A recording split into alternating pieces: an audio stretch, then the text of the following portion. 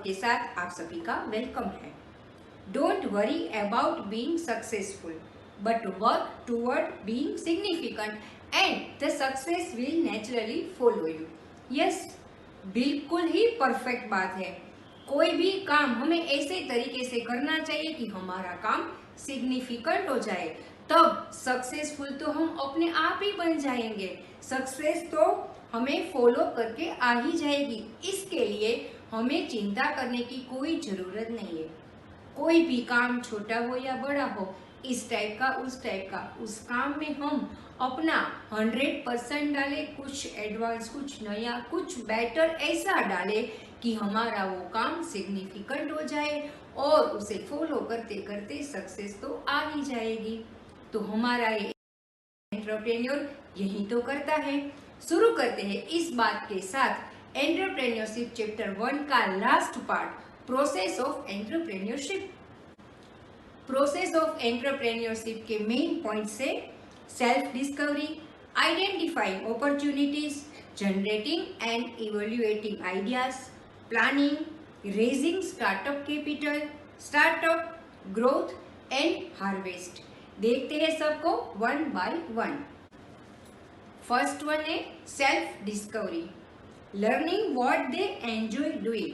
पहले तो हमें ये पता करना होता है, किसी भी एंटरप्रेन्योर को बिजनेस स्टार्ट करने से पहले, बिजनेस के बारे में, कोई भी एक्टिविटी के बारे में सोचने से पहले वो देखना है कि उसे किस काम में मजा आ रहा है, कौन सा ऐसा वर्क है जिसको करने में उसको एंजॉयमेंट मिलेगा। यानी कि हम जब अपने काम को एंजॉय करेंगे तभी वो काम हम सबसे अच्छे तरीके से कर सकेंगे।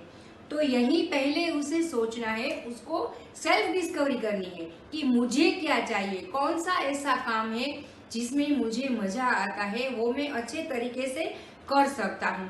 उसके बाद का पॉइंट आता है examining their strength and weaknesses. Yes, काम तो अगर कोई ऐसा है कि उसमें उसे मजा आता है, पर अगर उस काम में वो अपनी पूरी ताकत नहीं लगा सकता, या तो उस काम के रिलेटेड उसकी क्या वीकनेसेस है, उसकी क्या स्ट्रेंथ्स है, वो भी उसे चेक करना होता है। कोई भी बिजनेस के लिए स्वॉट एनालिसिस बहुत जरूरी होता है, पर वो हम आगे के चैप्टर्स में समझेंगे। यहाँ हम सिर्फ इतना ही समझते हैं कि कोई भी एंटरप्रेन्योर अपनी एक्टिविटी को ढूंढ रहा है, कौन सा आइडिया उसे अप्लाई करना है वो सब देख रहा है, तब उसे अपनी खुद की स्ट्रेंथ और वीकनेसेस का पता होना चाहिए। तो यहाँ पे इस फेज पे एंटरप्रेन्योर यही काम करता है। नेक्स्ट है identifying opportunities, looking for unmet wants, unsolved problems, challenges. Yes, वो अपॉर्चुनिटीज ढूंढता है, अपॉर्चुनिटीज को क्रिएट करता है। कैसे? क्योंकि यहाँ पे वो सर्च करता है कि पीपल की ऐसी कौन सी वांट्स है जो अनमेट है, मतलब उस वांट्स अभी भी खड़ी है, उसको किसी ने पूरा नहीं किया, या ऐसी कौन सी चीज है जिसके आने से लोगों की लाइफ बेटर हो सकती है, कौन सी ऐसी सर्विस है जिससे लोगों को कंफर्ट मिल रहा है। अनसॉल्व्ड प्रॉब्लम्स, कई सारे प्रॉब्लम्स भी ऐसे हैं जो अभी तक अनसॉल्व्ड होते हैं। उसके बाद आता है चैलेंजेस, यहाँ पे वो कुछ नया ढूंढना चाहता है कि ऐसा क्या है जो एक चैलेंज के समान है, जिसको अभी तक किसी ने पूरा नहीं किया, एफर्ट्स कर रहे हैं पर पूरा हो नहीं सका। ऐसे भी कई सारे प्रॉब्लम्स होते हैं। तो यहाँ पे आइडेंटिफाइंग अपॉर्चुनिटीज में वो इन सभी बातों को ढूंढता है और उसमें से अपने रिलेटेड अपॉर्चुनिटी को क्रिएट कर लेता है। Next, generating and evaluating ideas, using creativity and past experience to devise new and innovative ways to solve a problem or meet a need and then narrowing the field to one best idea. Yes, कई लोगों के past experiences और अपनी creativity के साथ वो कुछ innovative ideas ढूंढता है।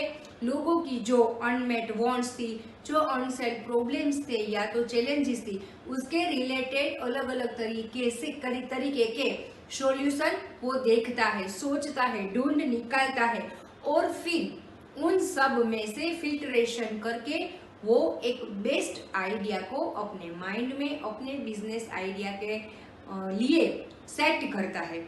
यानी कि इन सभी बातों में से काफी सारी अपॉर्चुनिटीज उसे मिलती है, पर उसमें से प्रैक्टिकली उसके लिए बेस्ट क्या होगी ये सोचकर उन आइडिया को वो चूज करता है। फोर्थ है प्लानिंग। बहुत इंपॉर्टेंट फेज है।